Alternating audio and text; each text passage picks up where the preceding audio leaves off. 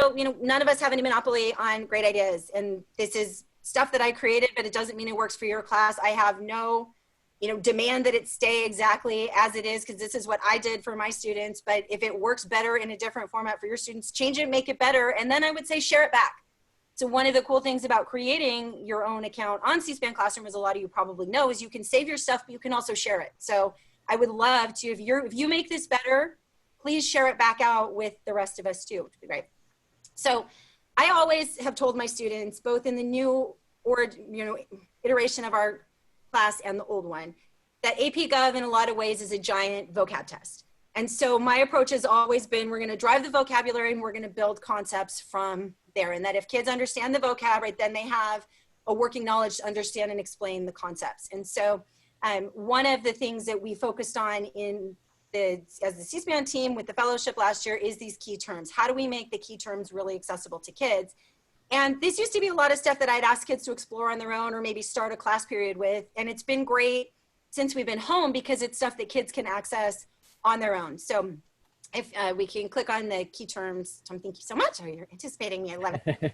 These are all the different key vocabulary terms we have. Now, this is last year, so they're just in alphabetical order. But obviously for us this year, a lot of them aren't necessarily used anymore. They're not going to be tested on this test. And if your students are overwhelmed by this, I'm going to show you a different organization of them in a minute. But please note, all these terms are on there. And they can click on any one of those terms, or you can, and access a bell ringer, access a short video. And all the bell ringer videos are just, you know, about or under 5 minutes. And then a few questions that go with it that you can assign, or you could discuss on a Zoom, or you could just have them think about. But it helps give them a picture of what is this term, and maybe brings it to life through a real actual government figure talking about it, instead of just being something that they're reading on the textbook or something that you're trying to lecture on in a Zoom while you're watching, you know, their little siblings dancing in circles behind them and knowing that they may or may not actually be hearing you. So this is what we worked on all last year for the new version of the test. What are new vocab terms, and creating these bell ringers for all of them. And then at the end of last year, because I wanted students to be able to say, you know what, I'm really struggling with Unit 4, or I'm really struggling with Unit 2, and I didn't want them to have to go back through every single one of these. I created the unit by unit key terms review, and I'm going to jump around a little bit in order so we can get it right. Yes, please. So this is something that might be helpful to you now that the whole class isn't covered on the exam. If you check out this lesson plan, and again, all this can be linked from that main document. If we scroll down a little bit, you can see that it goes unit by unit. And for each unit, there's a key terms chart. And again, this is all of the same resources that are on the document that was just shown. It's just that now they're organized just for this class, or for this unit, excuse me. So each of these key concepts is hyperlinked again to a bell ringer that kids can explore in more depth. They can use the chart to further their understanding, to record some information about it. You could jigsaw it and have them do it as a class Google Doc. You could assign it individually. Obviously, it's your class. You can do what makes the most sense for you. You could have kids pick 3 or 4 terms that they really feel like they need review on and just complete those, you know, as you wish. But we have that for in each of the AP Gov units. And obviously, you know, we can skip now units 4 and 5, which are my favorites. So that was a tough blow. But units 1 through 3, at least, which will be covered on the test, are now organized separate from the rest of it. And then after your students feel like they have a good bed of knowledge, you can see that for each of the units, there's also a Quizlet and a Kahoot that they can play.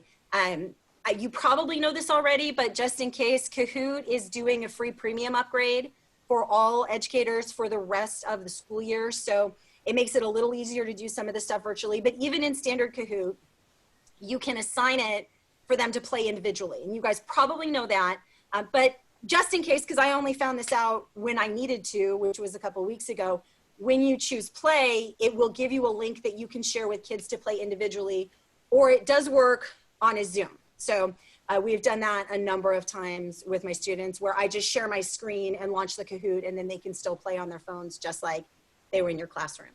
So for each of the units for the vocab, again, there's that Kahoot and the Quizlet, as well as the key terms that are linked to the C-SPAN bell ringers that will help them just work with the terms especially, I'm sure some of you share the concern that I have that with it being open internet now, kids are going to think, oh, that's okay, I'll just look it up. But we know they're not going to score any of their written work based on just knowing the information. They have to be able to understand and apply it.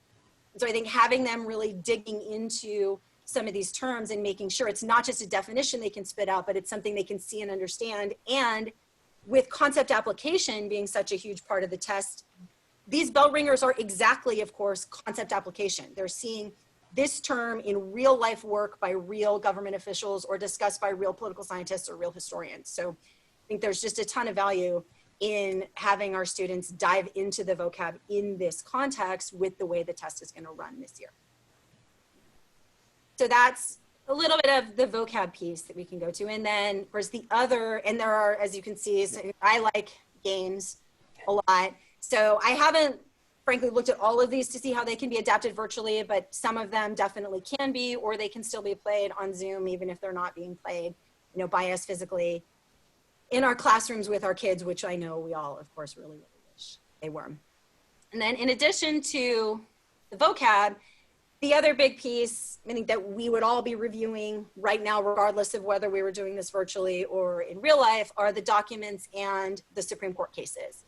And clearly, again, right, it's not going to be enough this year that our students can just spit out a quote about those docs. They're going to have to be able to apply them. So how can we get them to go a little deeper documents is, you know, a question that I've been thinking a lot about the last month, and I'm sure you have too. So this is something that was created last year by the C-SPAN team, and you can see for each of the documents, there's a lesson plan that goes with it. And in a lot of cases, also a bell ringer. A lot of those lesson plans are also linked to other resources as well that, again, give the kids a little bit more of an extension. So you can start with the lesson plan and assign part of it. You can send kids to different ones to explore on their own. And for each of the lesson plans, there are video clips and activities, and it's a buffet. Pick what works for you. Pick what works for your students, adapt it to a format that is aligned with what you're doing. But at least a lot of the work of creating the documents, finding them, curating them, finding the video clips has already been done for you. And I know for so many of us right now, that's one of our big struggles. We have so much to do.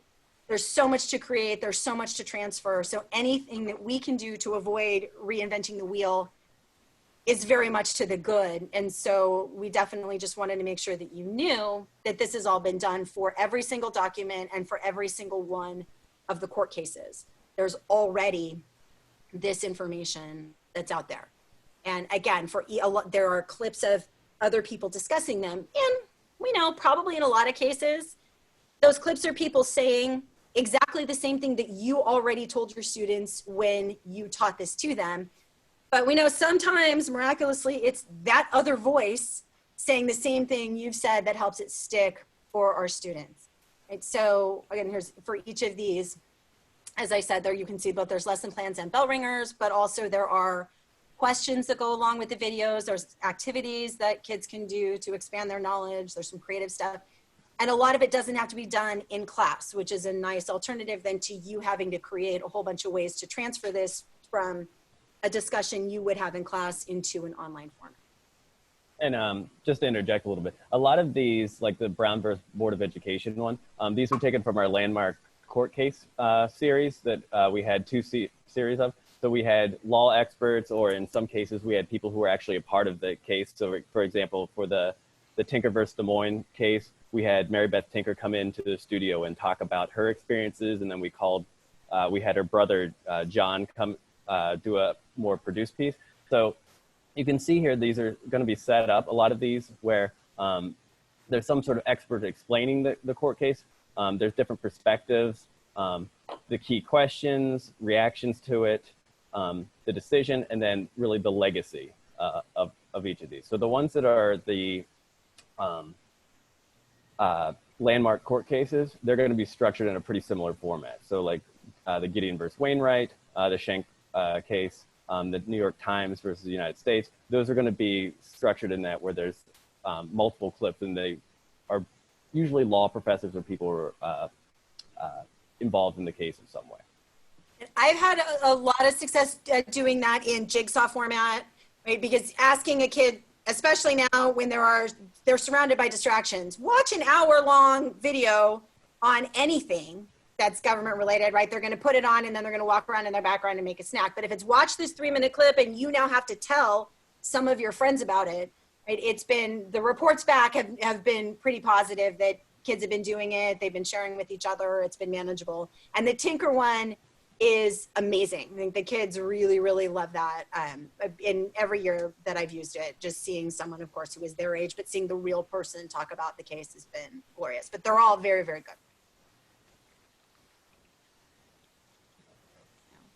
And so those are, again, aggregated just to be able to go to one place and have you or your students be able to jump to any case that they're interested in.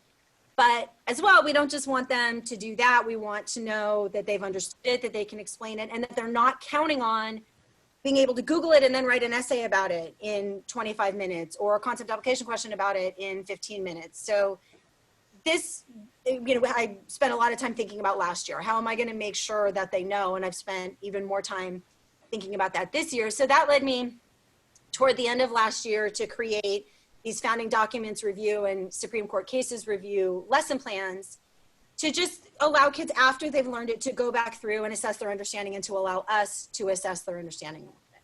So for this, you can see there's one clip for each of the 9 documents. I think there's the Constitution I separated out, I think into 2 different ones, but there's one clip for each one instead of the more in-depth lessons that have multiple clips for each one. It's just one kind of quick clip. They're all only a few minutes long to be able to review that document and some main idea from it.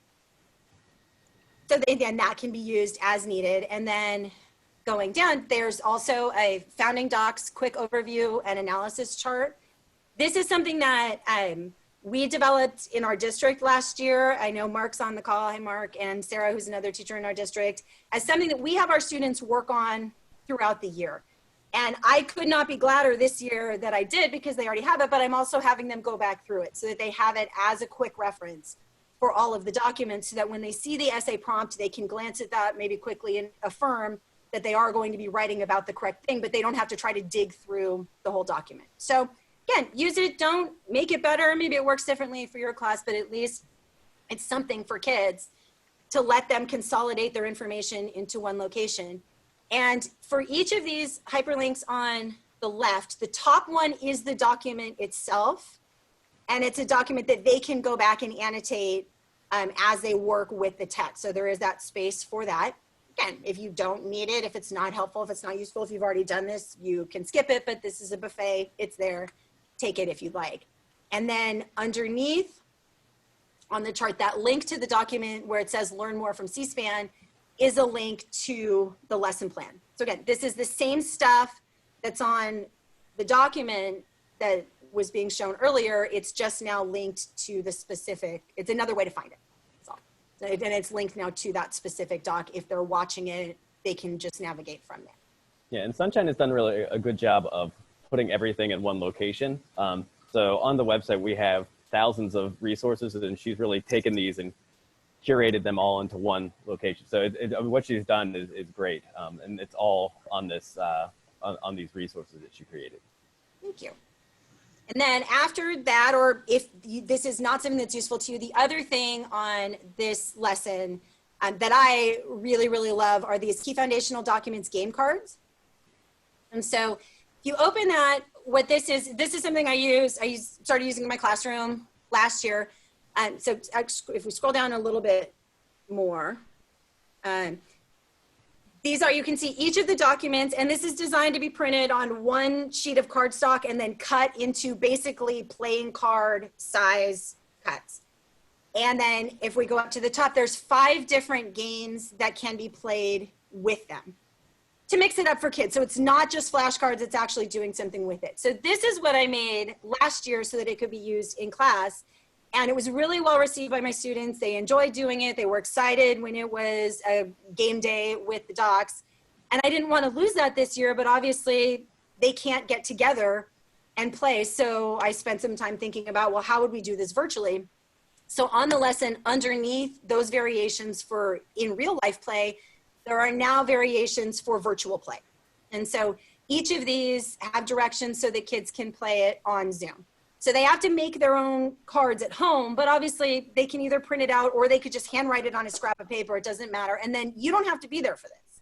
You can do breakout groups in a class Zoom, or you can just assign to your students, hey, do this, take a picture and send it to me, send an email, whatever else it might be. But here are 5 different ways they can play games with the founding documents to help augment their understanding. And I'm going to show the court cases lesson in a minute. There's game cards for the court cases as well. All of these 5 game variations also work with the court cases, and there are 5 game options in the court cases that would work with the founding documents. So kids have 10 different options for games they can play on their own to review their understanding of this. So that's, again, something that I have enjoyed using, even if it doesn't work for you to do it virtually while we're gone. If it's something you want to kind of stick in the back of your head for next spring, when here's hoping we're back in our classes again, those options are available. And then at the bottom, there are also a couple of prompts, as I recall, and some other extending knowledge activities if you're looking for more ideas for stuff to have your students do with the games. And again, you may have already thought of something better. And so it's just an idea or some things that are out there that maybe jump your mind to something that's even better than that. And again, there's an argumentative essay prompt as well, one that College Board created and then one that I created. And as you can see, there's also a Kahoot that has excerpts from the cases that, again, you can either play virtually on a Zoom, or that you could assign kids to play on their own and just report back to you whatever their score was.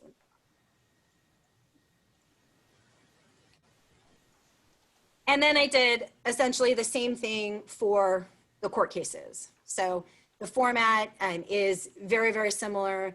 There's one clip about each of the 15 cases. That's a short clip. Again, it's not intended to teach the kids about the cases. It's intended for them to be a quick opportunity to review what they already knew. And then going down, there's another chart that's for the cases to do the same thing, if they're so inclined, as just a quick reference point to remind themselves of what they already know. And also those connections to other cases. I obviously designed that to be helpful with the SCOTUS comparison question, which we don't have this year. But my students did say last year they felt like it was something that was a helpful resource for them to have just quickly in one place to assist them with their studying. And again, over on the left, there's a hyperlink to, okay. There's a hyperlink to the lesson plans that Tom already shared for each of those cases in case kids need a little bit more depth.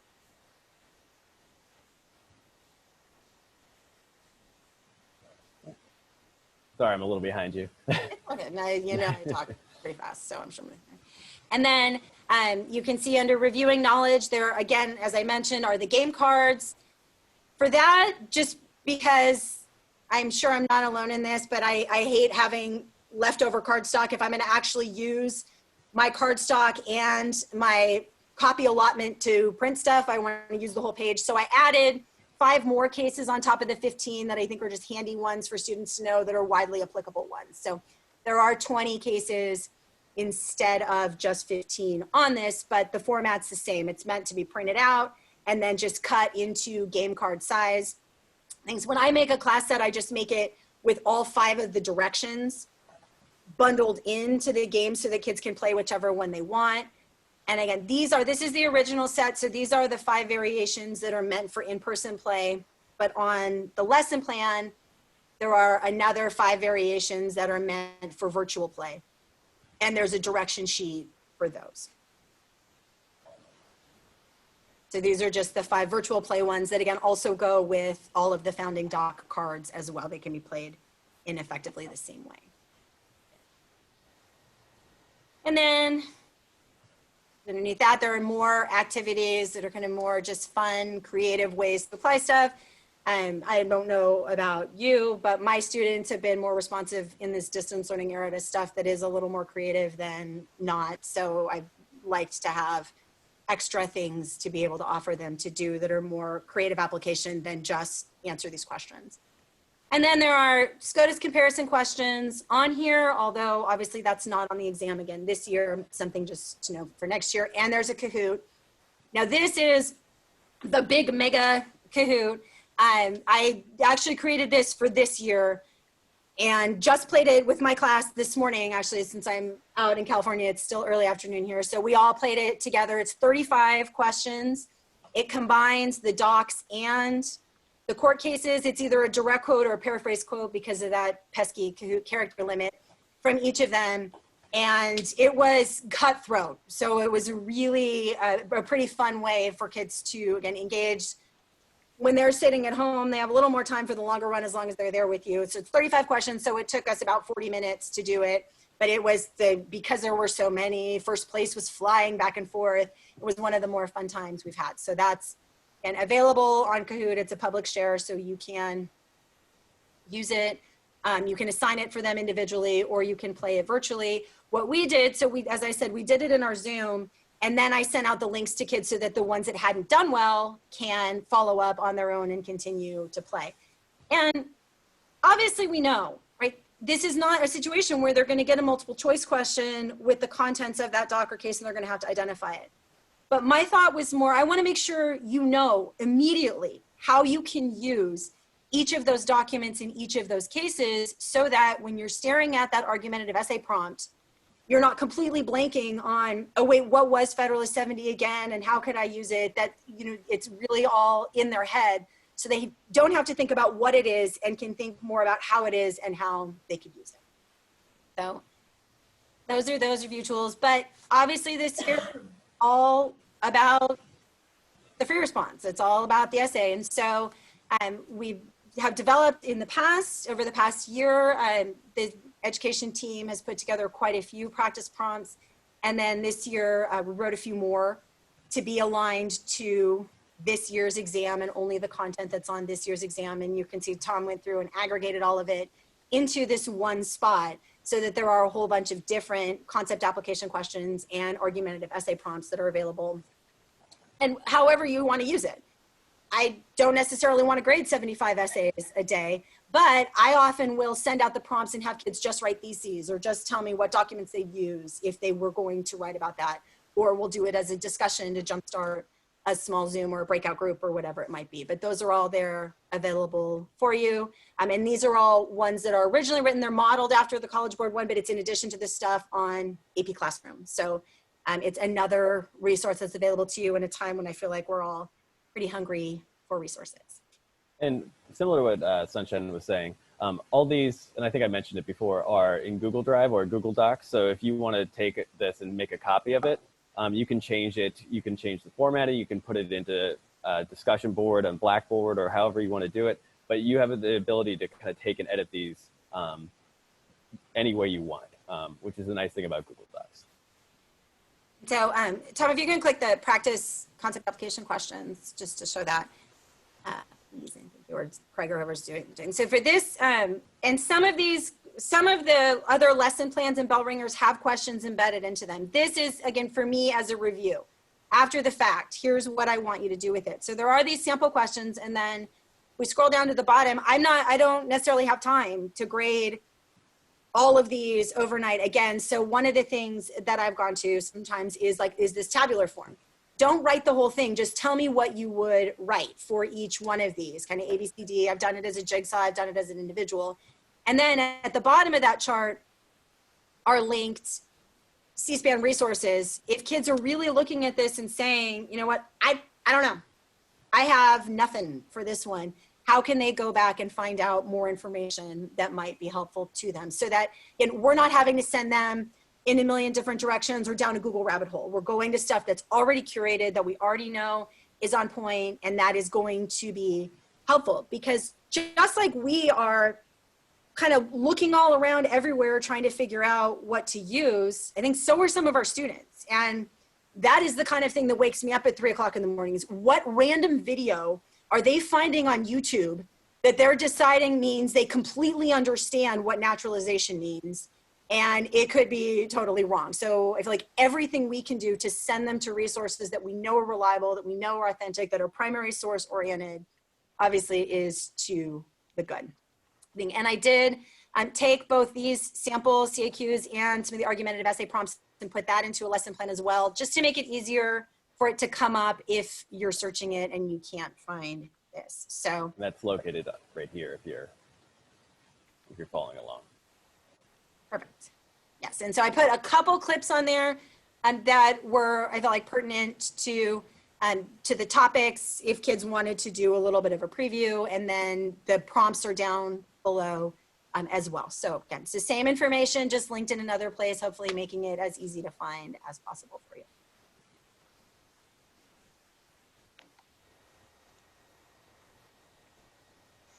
I think that's everything I had, although I'm delighted to take any questions if anyone has.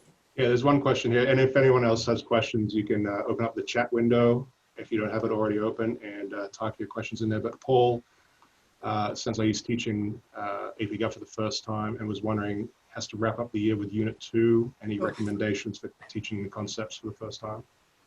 Sure, absolutely. And I usually end the year with Unit 2 as well, Paul, because in a normal year, it is the biggest chunk of the AP exam. And so I want it to be freshest in students' heads, which really felt like a great choice when we got quarantined halfway through going through it. So the focus that I used is on really those interrelationships, the powers of each branch, but the interrelationships between them, those checks and balances, because over the years, that has been the primary thing that the College Board has asked. And I think it is the most likely thing they're going to ask about this year, something about branches limiting the others. And so you can see on the resources here, there are quite a few lessons on the powers of Congress, the roles of the president, the functions of the judiciary, and the roles of the bureaucracy and bureaucratic discretion. So that's what I'm focusing on. Really making sure that they know when we have to pare it down to just what is the super essential content, and when I'm trying to teach it from home to kids who may or may not be as attentive as I want, my focus has definitely been on what are the powers and what are those interrelationships? How are those branches able to limit the others? Does that help? Is that kind of what you were looking for, or was it a different question that I totally misunderstood? Okay. I said yes. Yeah. Also on the review resources, Sunshine had asked for us to put some of the separation of powers and checks and balances resources. So those are linked under here. So there's a few on the powers of Congress. There's a few on presidential roles, which Sunshine had mentioned, powers of the president, and then also the court system too. So that might be some place to jump into. Yeah, I would say that's definitely a great place to start, Paul, if you're for just Unit 2 kind of distilled down into the stuff that you really want kids to take away. I would say it's Sunshine Market said thank you and said great job. And then there was another comment asking about the cram for the exam segment this year. Currently unconfirmed, but we've been in discussions with Andy and Dan, and the plan is for Saturday, May 9th from 9 to 10 a.m. Eastern Standard Time for the typical time that you would normally have the cram for the exam program. Logistically, it's obviously poses a problem because we're not actually recording in studio here at C-SPAN at the moment, but we're still working out the details. If you're a C-SPAN classroom member, you guys will find out very first via email, and also on our social media accounts we'll be putting that out there. But we're hoping to have that confirmed and locked down certainly in the next week. Mm-hmm. And for those also, of you, yeah, go ahead. I was just going to say, probably what Tom was going to say, we actually had a discussion with 2 AP U.S. history teachers. So if you happen to teach that course or know other teachers who teach AP U.S. history, we're looking to also do a cram for the exam segment for that course. And that would be the hour before Andy and Dan's segment. So that would be that same weekend, Saturday, May 9th. And that one would be from 8 to 9 a.m. Andy, sorry. Yeah, that's right. 8 to 9. And then Andy and Dan Eastern time. And then Andy and Dan would be 9 to 10. Yeah. And if you're not familiar with the cram for the exam format, it's a part of our Washington Journal Collins show. So students can call in, ask any questions. They generally have a couple of questions that they'll go through, a couple of slides, and they'll talk about different study habits, different ways to approach. And I would assume this year there would be a lot on those the two essays or the two constructed responses.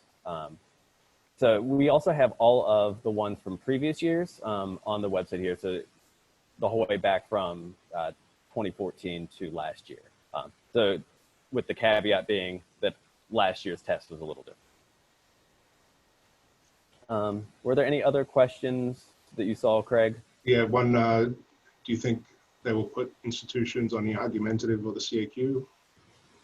Oh, this is what we're all trying to figure out, right? I suppose we could just, lay little bets on here now, but I think probably on both it'll be reflected in some way. But I mean, let me know what you guys think. I think that the argumentative is going to be units 1 and 2, and the concept application is going to be unit 3. But we're preparing for all of it just in case. But that's my bet.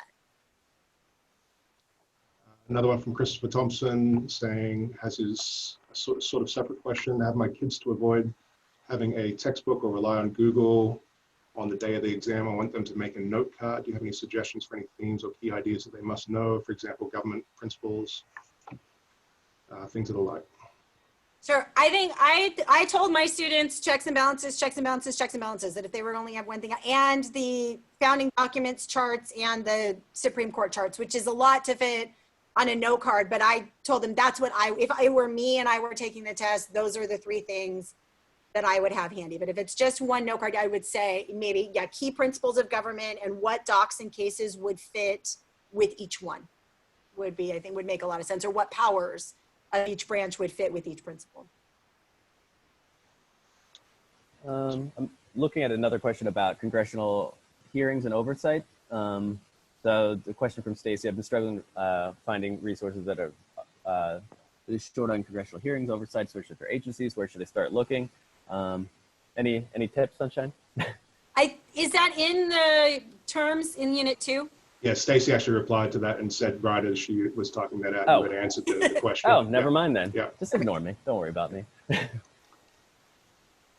I don't think there's any additional questions. Yeah.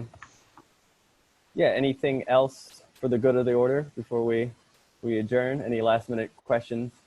We'll leave the comment window up for just a couple more minutes. But guys, thank you so much for taking your time out of your day. Sunshine, I want to thank you for taking time out of your day, going to school and actually making sure you had strong enough Wi-Fi to broadcast, and did a lot of work in the last couple of days for us too. So thank you, Sunshine. No, my pleasure. And everybody, really, if you have questions, after the fact, if you have comments, thoughts, if you have stuff to share back, I would love to hear from any of you. I know, and good luck to all of your students. I know we're all in the same boat where our hearts are hurting for them and we miss them so much. I did come to my classroom and it is so empty. I'm trying not to look at the section where my students normally would be. So good luck to your kiddos in these crazy, crazy times, and to you. Hang in there and keep sleeping. If you do have any questions, you can email us. And I'm putting our address, the C-SPAN classroom address here. So if you have any questions or feedback or any suggestions on how we can refine our resources to help you guys further, it is in the chat box right there. And Paul, I did see your question pop up. You absolutely can. You also can access the bell ringers, the lesson plans. All of them have their own unique URL. So I do that all the time, where I put that in Google Classroom, or I put a doc that and as Tom mentioned, a lot of these lessons have docs already embedded. You can make a personal copy for you, and then you can push that out through Google Classroom to your students as well. Yeah, it's all very, very, very shareable. It's one of the things I love the most about the Classroom website. And that's pretty much what we did with the review resources too. We just embedded the links right into the Google Doc and then shared it out. So it'd be something you could easily do. You could also put it in your Canvas account or Blackboard or whatever you guys are using. I think good. Yeah. But thank you guys. And if you have any questions, let us know. And Sunshine, thank you very much. My pleasure. All right. It's really good to be with all you guys. Stay safe, everybody. Thank you. Have a good day.